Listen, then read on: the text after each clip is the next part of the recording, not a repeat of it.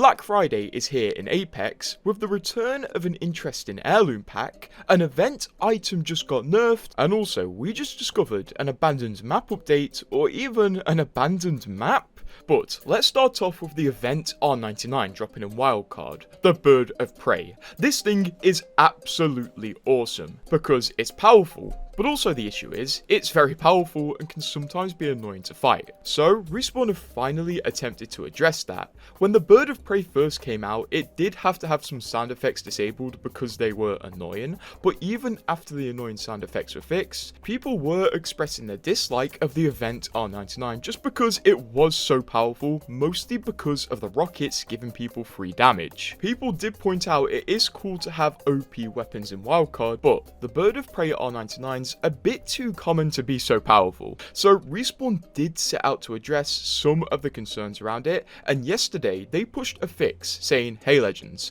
we have heard loud and clear the community feedback and frustration in Apex with the Wildcard Bird of Prey R99. As a result, we are removing the EMP effect for the remainder of the event in an effort to reduce its power. We will continue to monitor the situation, but thanks for your patience." So now the rockets that come off this R99 won't act exactly like Valk rockets, as they are based off Valk, but they will just give direct explosion damage, but not stun people, they blow up. Which I think is a good change, and honestly, I don't think it should have had an EMP effect from the start. Respawn have always been pretty against annoying abilities that lack counterplay, which is why they removed the flash from Sears Tactical, so adding EMP in the first place was a bit silly, but I am glad they addressed this. It definitely feels a lot less annoying to use right now, and I was using it today, and it wasn't blatantly OP, but the missiles still made it feel like that powerful weapon it should be. On the same day they released this fix, they also released the Black Friday update, which pretty much exclusively applied to the store, but it brought some interesting things, including a pack that we've not seen for a year. And also, a few people are mad about this sale bringing back a specific skin, but there's definitely a lesson to be learned about returning skins, which I'll tell you in a second. But first,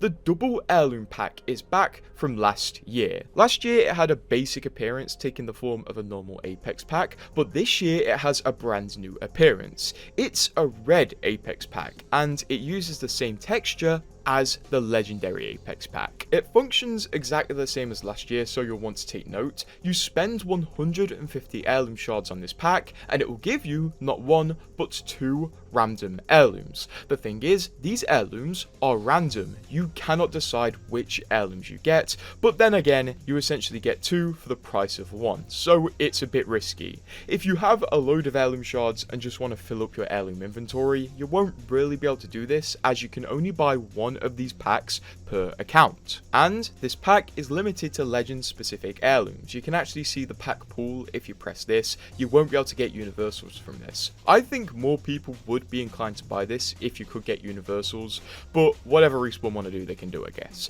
At the same time, in the Black Friday sale, we have the return of the 100 pack bundle. Once again, $67 for 100 packs. We have a 20 pack bundle, $10 for 20 packs, and then we have some random skins with pack bundles with them. So these are going to be worth it or not, depending on your situation and if you're close to an heirloom or not. Reminder, if you are buying any coins, use code GRT if you're buying them from the EA app or the EA web store, where you can get coins for every platform. One pretty notable part of the Black Friday sale is the Select Pack store though. This is very interesting, as Dark Horizon has returned for the first time ever. This skin is really cool because it has a really nice select animation, but a lot of people are annoyed about the re-release of this skin, as when it initially released, it did come out in a milestone event, the Astral Anomaly event, which was a bit of a doozy if you remember, as the main rewards for this milestone event weren't a mythic weapon skin or a universal heirloom, but in fact the main rewards were an Altar and Horizon legendary skin, which were rarer than the normal legendary items, as these had a 3% drop rate, while normal legendary items had a 27% drop rate. So essentially for most people, they would have to buy out the full Astral Anomaly event to get this Horizon skin or this Altar skin, which means a lot of people aren't happy that it came back to the store at the price of a normal Apex skin. But I think there's definitely a lesson to be learned here. If a skin is legendary, it's probably going to be priced at legendary prices when it returns. And I mean, people are not happy about this. There's a post right now with 500 likes of someone saying, I paid $120 on release for this, by the way, while it's worth $18. But let me blow your minds. I don't think this is going to be the last time a really high tier legendary skin returns to the Apex store at a price way lower than it was sold for, as you know the Ultimate Plus legendary skins on the battle passes. Well, Respawn are allowed to bring these skins back to the Apex store 1 year after the start of the battle pass they're sold in.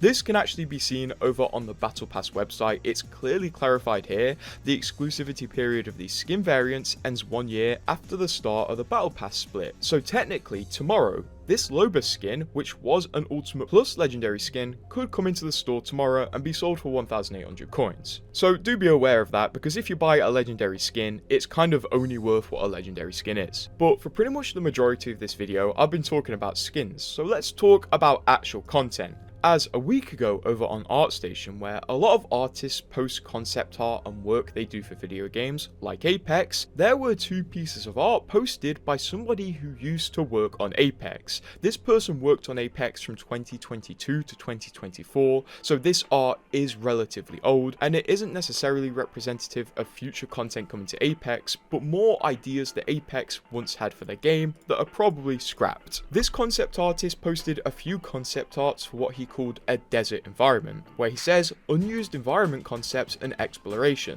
Thanks for the feedback and direction, Eduardo Agnosti, Jens Holdner, and the art team at Respawn. And we can see that they were concepting a very deserty area for Apex Legends, and this area looks pretty crazy. From what I can see here, it looks like this was going to be maybe a map in Apex at one point until they moved away from the idea, or maybe they just wanted to figure out what a full desert map would look like, because these areas are very deserty. If we look in the second picture, we can see that there's a building absolutely flooded with sand. We can see a loot pill and also crypto walking around, as well as some very familiar Apex assets. This concept art honestly really reminds me of a map from Titanfall 1. You may remember this map, and if you do, well done, you deserve a veteran badge. But it's really cool that Respawn were experimenting with a desert map, but honestly, in my opinion, if this came out, I don't think it would have gone down as well as E-District did. People really loved E-District for being unique and a city map, while another desert map maybe could have looked a bit too much like Kings Canyon. And the reason I don't think this was going to be a new area on Kings Canyon is because of this here.